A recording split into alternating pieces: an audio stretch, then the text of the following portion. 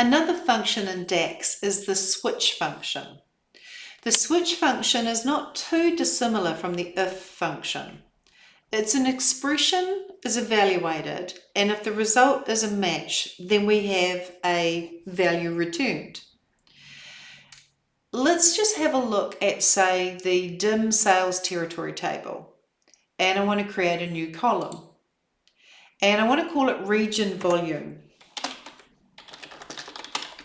equals shift enter / and I basically want to say if a if total transactions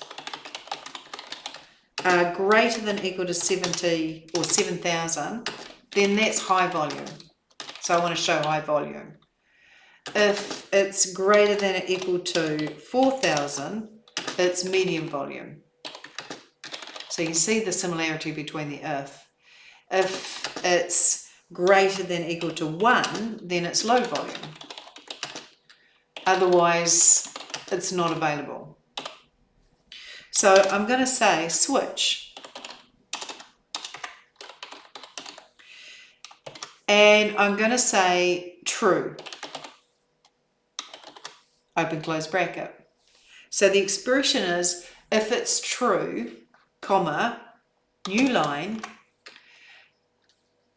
single quote, total transactions, or total number of transactions. If the total number of transactions, which we calculated in an earlier video, is greater than or equal to 7,000, then that's a high volume of transactions. So I want to see high volume, comma, shift tab, apostrophe. If the total number of transactions is greater than or equal to 4,000, then that's a medium volume of transactions. If the total number of transactions is greater than or equal to 1, then that's a low number or volume of transactions. And lastly, if it's none of those, then it's not available. And a single close bracket, unlike an if statement, which would have been probably 3 close brackets.